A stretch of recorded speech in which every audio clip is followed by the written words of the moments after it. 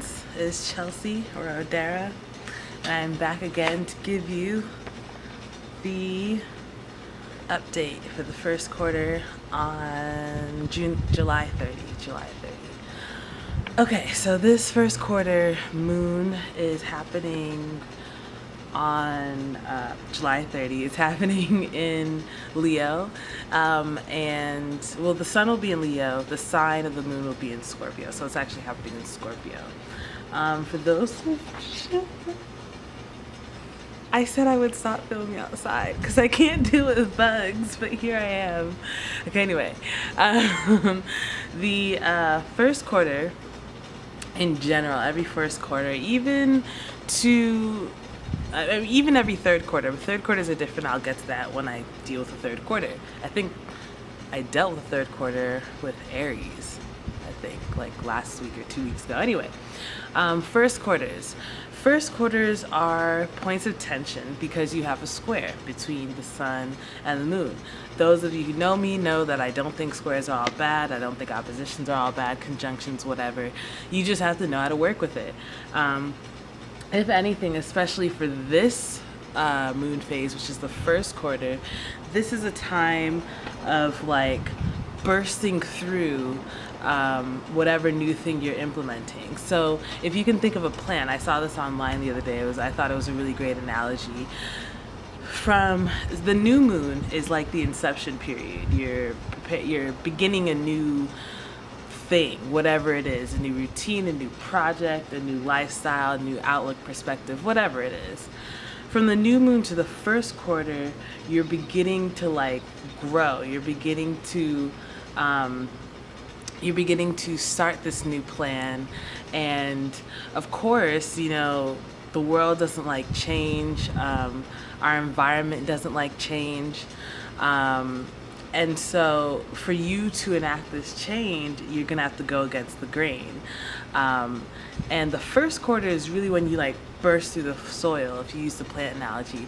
It's when you burst through the soil and your leaves come out and you're like, you know, I'm here. But yeah, it's really important. It's pivotal, and it's hard because if you think of it, if you continue with the plant analogy, when you first burst through the soil, you will now be exposed to the outside elements. When you're underneath the soil, yeah, it may be hard to like push through soil as opposed to moving through air, right? But when you're pushing through the soil, there's so many resources, as you know, I mean, earth signs, like, come on. But there's so many resources and nutrients in the soil. Hopefully you have some water in your soil. You may not need it if you're a plant that doesn't need water, but there's so many nutrients and resources in the soil that surround you from like all sides, and you're so used to having such a direct connection with like the nutrients in the soil. Once you get out of the soil and you're now in the open air, I mean, you are subject to extremes in temperature that will happen more intensely and maybe more directly than they would if you were underneath the soil under some vague form of protection. The wind is coming at you full force, so whatever little like stem that you've built up, you have to make sure that your stem, your abdomen, can, you know, still withstand the wind. You know, heat and wind, these are masculine forces. Of course, you do have more direct contact with water, which is a feminine source, but your stem and whatnot, they don't really need water. It's more so your roots that need water. Your stem could, of course, benefit from it. And if I'm not mistaken, I know that sunlight, I think, comes through the leaves. But I think water and nutrients also can come through the leaves and get to the roots. But this is not a science lecture. I'm just trying to let you guys know what first quarters are about. It's about, you know, really resisting or fending off resistance to the change you want to make in your life, or, you know, whatever new thing that you started in the new moon. So yeah, let's just get into it. This new moon is in Leo and Scorpio. Sorry, it's in Scorpio and it is square Leo. The sun is in Leo, it's in 7 degrees. So Leo, of course, has to do with the self. It has to do with, in a way, it does have to do a lot with how you present yourself to the world. Definitely like your face, what people know you, how people know you, your distinctive qualities and whatnot, self-love, you know. And Scorpio has to do with like the deeper self, the psyche, what makes you tick, you know, what is your psychological makeup? That's Scorpio. Why it's kind of like there's this the concept of free will is constantly debated because a lot of people think that essentially, I'm paraphrasing, but essentially you have no free will because all of your experiences and your psychological makeup will determine and dictate what you do in any given situation. So there's no real free will. And that's kind of like Scorpio. Scorpio is your psychological makeup, in addition to or as affected by the environment that you're in. So Scorpio is definitely like the blueprint to your life in a way. I don't know if I'm explaining it right, but Scorpio is kind of like your the reason why you do everything you do, and you may not even realize why you're doing these things. And it may come out in Leo. For example, I think a pretty basic example is perhaps in childhood you were neglected, or perhaps in childhood you were severely put down and made to feel insignificant. That is a Scorpio type of thing, like childhood trauma. The Leo expression of that would be the incessant desire for fame, the desire to be bigger than oneself, even narcissism, if that develops. I don't think narcissism really develops from neglect. I'm not really sure, whatever, I'm not a psychologist, but you know, like just the need to be so grandiose. A more well-balanced Leo will just enjoy doing what they like doing most without needing, you know, an inordinate amount of praise for it. So for example, a more self-balanced Leo will devote themselves to the arts because that's just what they do, and you know, they like being the center of attention, but they don't need the fame. They may get it because when you're devoted to something so truly and purely, you usually get rewarded for your efforts, and in the arts that usually, you know, amounts to fame, but they weren't really seeking that from the get-go. They didn't really care. Whatever, I'm gonna get into how this is gonna play out for every sign. Oh my god, I can't do these outside videos anymore. They're so hot. I'm in a desert, but it looks nice, doesn't it? Whatever. Okay, so let's start with Aries. It's custom. Leo, the sun is in your 5th house and Scorpio is in your 8th house. So things pertaining to your history, things pertaining to oh god, I hate Siri. I'm sorry. Things pertaining to your history, things pertaining to maybe even childhood trauma, things pertaining to any taboo aspect of your life or the occult may come at odds with your business or the things, maybe even lovers, if you have any lovers. They may present some conflict with your child. Anything that you started in the new moon day, you know what I mean, or phase, will be challenged by things from your past, whether distant or relatively new. I would say childhood is relatively new. Distant is like a couple ancestors ago. Or any taboo, you know, things that are going on in your life. Yeah, I'm just moving through this quickly. Taurus, Leo's in your 4th house of home and family. And Scorpio is in your 7th house of relationships. So again, like relationships can definitely come into any secretive relationships, especially since Scorpio is secretive. Secretive relationships, very deep relationships, relationships that are very kind of like intertwined, especially financially, can come and cause trouble with any of the new things that you started. About a week ago with home and family issues, including issues pertaining to property. So let's say like you are recently divorced, so you're trying to divorce someone. Clearly, everything was probably, your finances included, were probably really enmeshed. And now, let's say the divorce was, I'm not saying people are going to get divorced, I'm just saying as an example, let's say you divorced during the new moon. You're going to have some trouble separating finances and divvying up property, because let's say you're trying to start a new home, you're trying to buy a new home. You may have some issues with the divorce paperwork. Now, I don't think a new moon is going to cause a divorce. It's just an example. So yeah, just be careful. I always say, or I think it's really important to go with you have to keep forward on whatever new cycle you're creating. The moon is just testing you, and it's important that you prove yourself, I guess, worthy of these tests, and that you push through with these tests. Okay, Gemini. The moon is in Scorpio, which is your 6th house, and Leo is, the sun is in your 3rd house.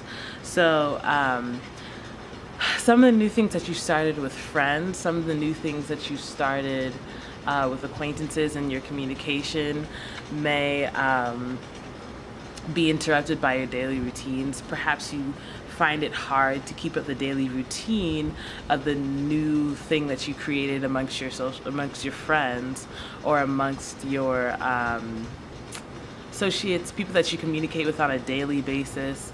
Perhaps they're making it hard to keep up your daily routine. But what I'm saying is, especially pay attention to the new things that you started. Old things might be challenged, but the point of moon cycles are to look at new things that you implement from the new moon, to the next new moon. So for example, you could probably start, you don't have to start something new every new moon cycle, but you could add on to something every new moon cycle. For example, I'm trying to give a good example. Here's a good example. I've always been health conscious. I've always been trying to eat better, trying to exercise more. But a couple of new moons ago, I decided to put a new element into it. I decided to set a new goal in that respect. So it's not like I started something entirely new. It's not like I was completely new to the world of exercise and all that, and I decided to do something new. You could do that, but more likely you're adding on to little things. And especially in the 3rd house, there's so many things that you probably have going on in there already, especially because you're a Gemini, but just in general, because for example, anything with writing, blogging, internet, media communication, people that you see on a daily basis, which are a lot of people, acquaintances, people in the service sector, which most people in the world work in the service sector. So yeah, let's move on. Cancer, Scorpio's in your 5th house of passion, and Leo's in your 2nd house. So be careful with any new resolutions that you made in terms of money, finances, personal health and well-being, including the quality of the food that you eat, the quality of your time, the way you spend your time, the things that you regard as luxury, not just in terms of luxury items, but actual, for example, I was on a walk the other day, and I live in a mountainy area, so I really enjoy taking walks and listening to books on Audible, and just enjoying the scenery. I think that's very luxurious. It doesn't cost anything, but I think that that's enriching my life. So be careful that whatever new resolutions you set in that respect are not upbraided or otherwise eroded or challenged by your children, by personal hobbies, by perhaps you need to upgrade your personal hobbies. Perhaps you need to, get your children on board with the new luxuries or the new ways that you're enriching your life. Perhaps whatever business you're doing needs to upgrade. Perhaps what's the other thing? Lovers. Upgrade your lovers. All right, Leo. The sun is in your first house. Scorpio is in your fourth house of home. So, I think this is kind of common, I think. Well, maybe not, because some people have very accepting families. But I think that when you make a change to yourself, the people who are most likely to give you the pushback and who are going to give you the pushback first are people in your family circle, because they've known you for so long, and they know you as a certain way. They know you as a certain kind of person. For example, let's say that you're the type of person who never cared for the environment at all. It never really crossed your mind. Now all of a sudden you're like, you know what? I want to recycle, I want to compost, I want to care for the environment, I want to look into these things. Your family is going to give you the pushback first, and they may give you the most pushback because this is completely new. It almost seems fake to them. It almost seems ingenuine because this doesn't seem like you. It doesn't seem like the you that they know. And it's important that you work through that hurdle so that when pushback comes from other areas of life, it doesn't even seem that big a deal.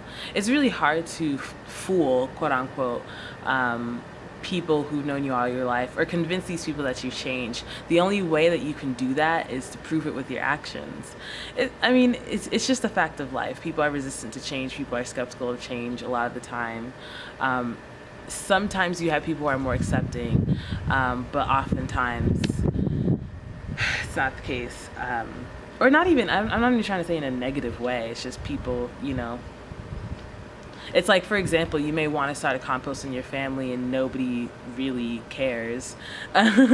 Nobody's trying to do that. So you're going to have to, there's some resistance that you'll find in getting your own family on board, which will help you with the tools which will help you gain the tools when you're past this phase, to extend the practice of composting to more public arenas, because you already dealt with it at the home front.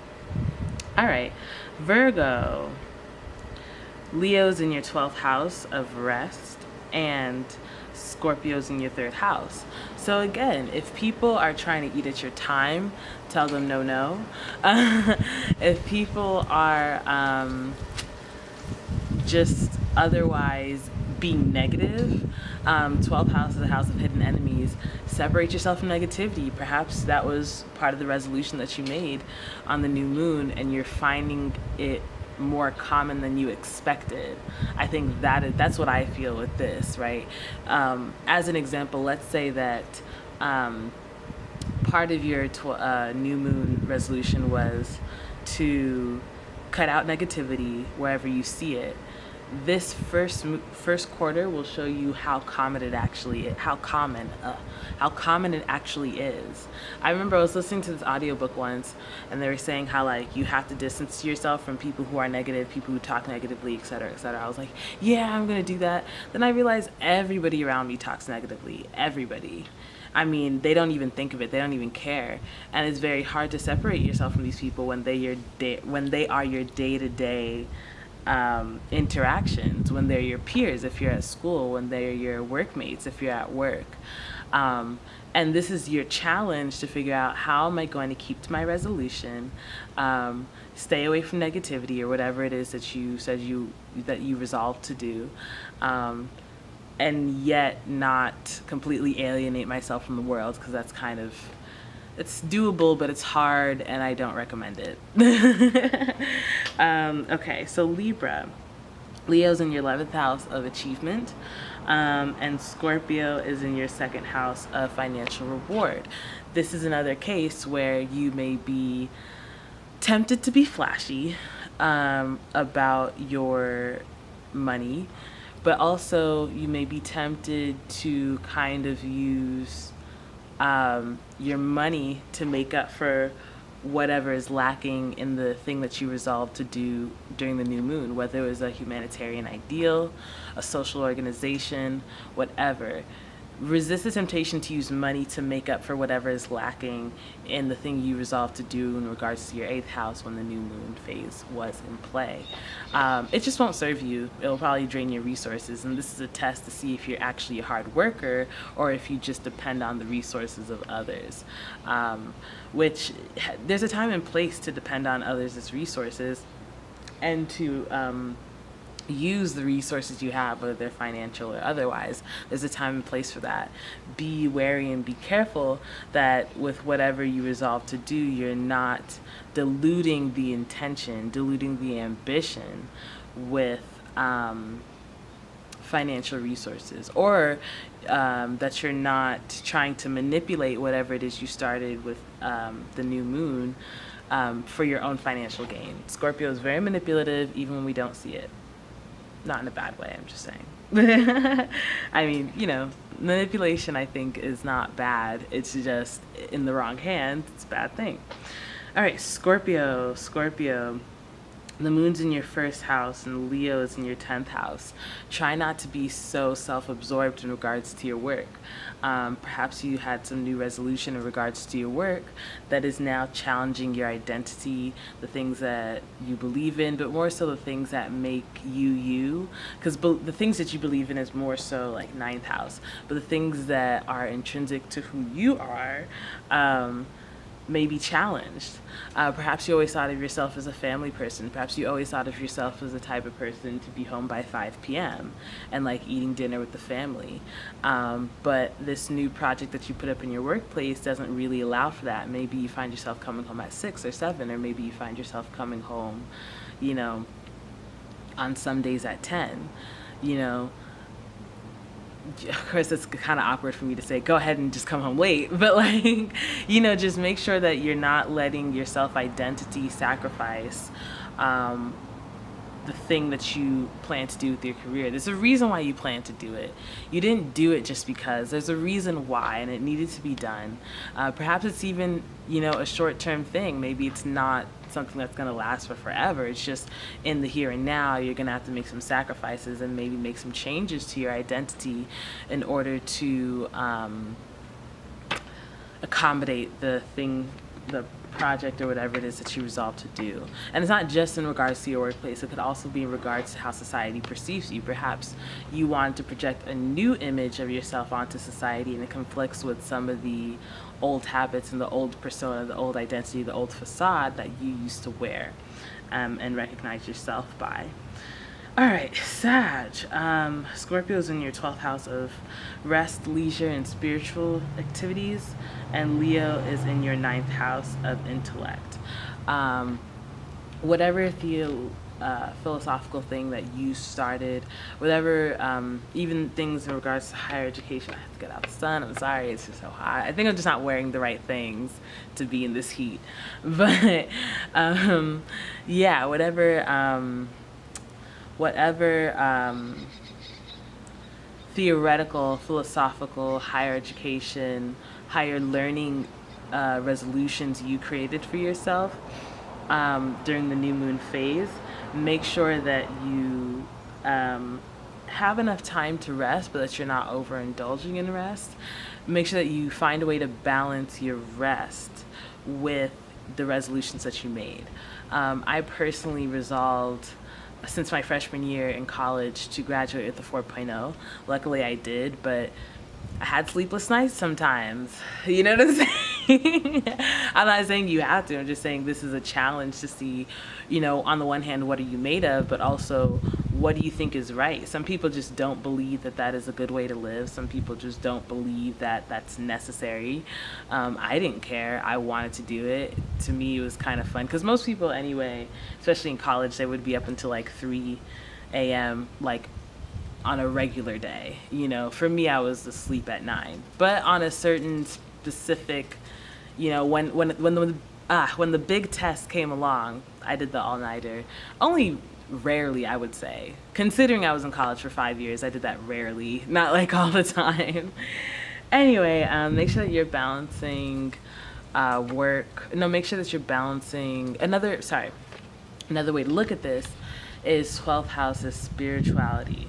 Make sure that whatever new philosophical outlook you decide to adopt or at least try out during the new moon cycle, make sure that you don't let it go. Make sure that you don't leave that behind. Make sure that you don't abandon that, because spiritually you'd rather be in a different place, and spiritually it's hard for you to move from where you were. Your spiritual self, including your hobbies, your the way you decide to rest, the way you view spiritual. Oh yeah, also distant places, but I forgot where I was going with that. But all those things may come and challenge the new resolution that you made in regards to theory, philosophy, your perspective on life, your personal outlook. So those things, your 12th house matters, may have to change, and they're going to be resistant to change, but you're going to have to make that change, because it's very important for you to fulfill whatever new thing you decide to do during this cycle, even if it ends after the cycle. I think it's far more important. I think it's really not good for you to start something during a new moon cycle and then not finish it, because it's probably a lesson that you're gonna have to relearn. Even if it's something that you start during a new moon cycle and then you realize, oh, that's not for you, and you realize this may be towards the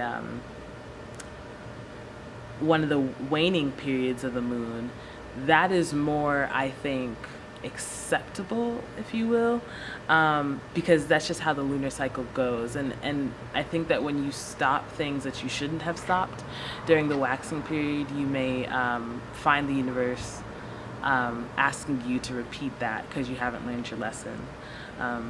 That's just my theory for like karmic lessons and all that, but let's move on. Capricorn. Scorpio's in your 11th house. Leo's in your 8th house. So now your whatever new resolutions you made in regards to maybe your private life, in regards to your spiritual self, your history, anything that could be considered taboo or occultish, now the way people are recognizing you may challenge that. The recognition that you get from society may challenge that. Also the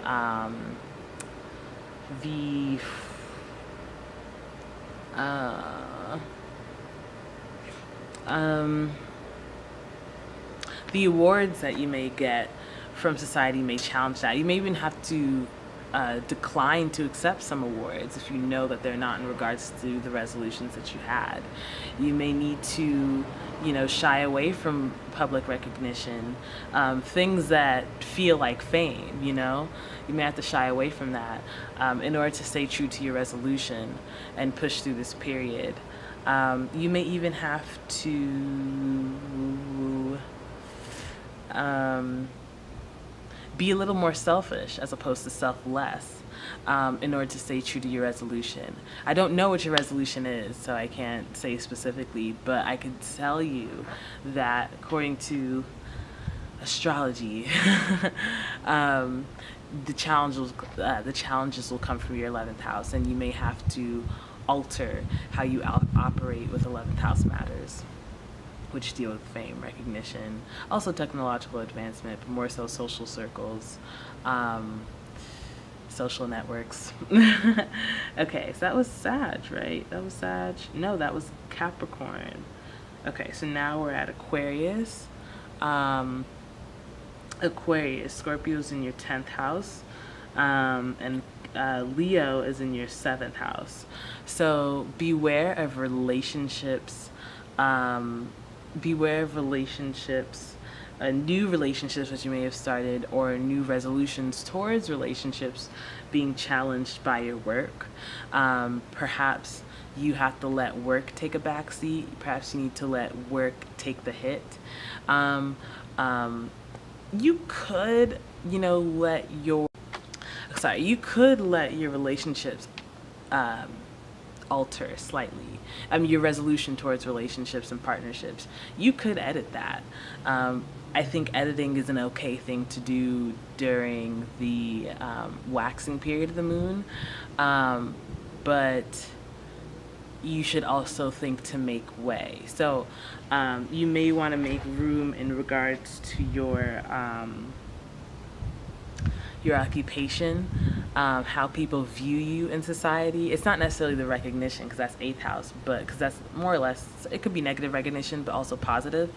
It's not so much the recognition, it's how people view you, how you project yourself to society, and your reputation, and also the things that you do for work, because that's usually what people are known by, their reputation.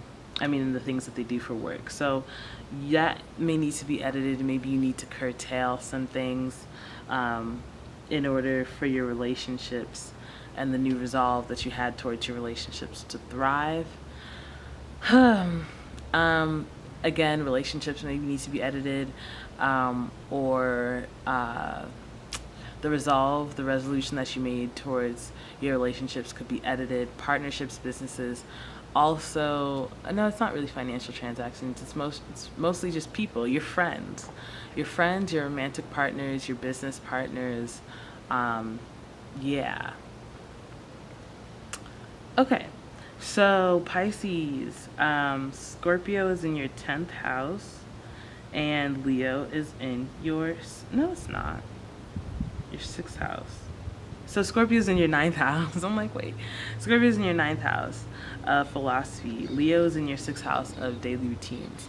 So whatever daily routine you have, make sure that it's not being hampered by your philosophical beliefs. Make sure that perhaps you're the type of person who believes that life should be enjoyed, life should be, you shouldn't put too much stress on yourself, but you recently added a new routine that's a little rigorous and makes you feel as though you're enjoying life less. Remember why you added that routine to your life. You probably didn't do it in vain. There was probably a good reason for it.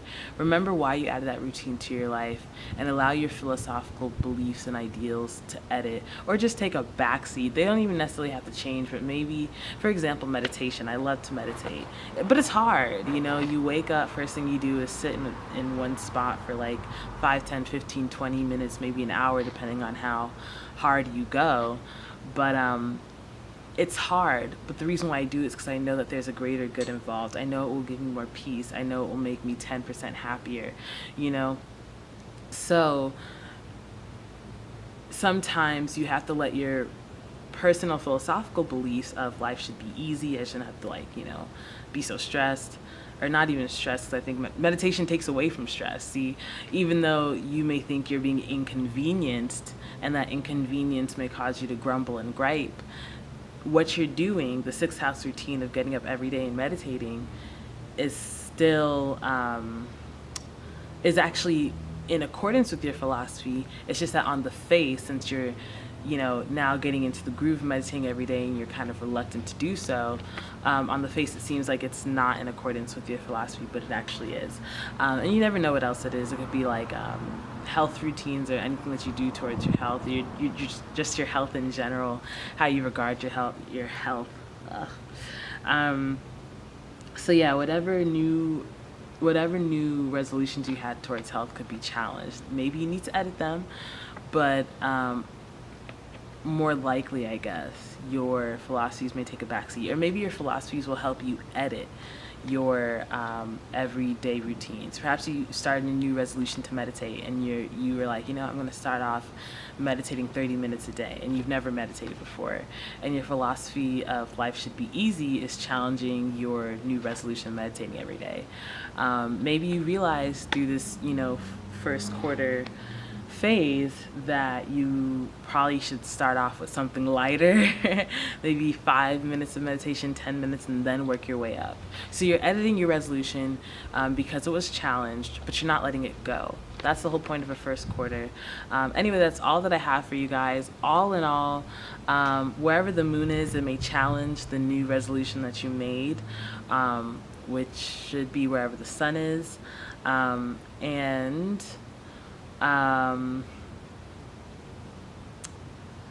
was the other thing? Also, the moon may show you how you can edit your resolution to be even better and to be more longer lasting and more workable in your life.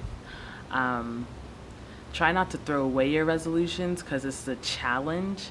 This is not, it is to be expected. New things going against the grain will be challenged. And yeah, I was gonna say something else, but I basically forgot it, so I'll just let it go. All right, I'll see you guys sometime in early August for the next cycle. I think it's gonna be a full moon. Yes, that's when all these good things will be reaped, as long as you didn't let go of your resolution. If you did let go of it, or you decided to sacrifice it in some way, shape, or form for whatever challenges you faced, most likely around the first quarter, you'll realize that you will not reap any of the benefits that you had wanted to reap. Otherwise, if you stay true to it and you rose or went over the challenges, then you'll see the manifestations of the work that you did, the new cycle that you started. And I will tell you all about that next week. So yeah, just stay tuned. I'll tell you where you'll be manifesting these things, and allow these lunar cycles help you incorporate the masculine and the feminine, because the lunar is feminine, sun is masculine. And if you notice, these cycles are pretty close together. They run together. The new moon is when the sun and moon are conjunct. They're in the same sign. First and third quarter are like when they're at odds with each other. They're squares. Full moon is when they're opposition, but then the next new moon, they're back in the same sign again. So they're pretty close to each other. And they can help us grow, and they can help us develop and evolve at such a faster rate. If you consider that you make a new resolution every 28 days, if you make that like your resolution, to make a new resolution every 28 days, you'll be progressing so much faster as opposed to people who only make resolutions during New Year's. Just consider that. And you can really use astrology as a really great tool to kind of keep you on track. So yeah, that's all I have. I hope all is well with you guys, and I'll see you next week. Bye.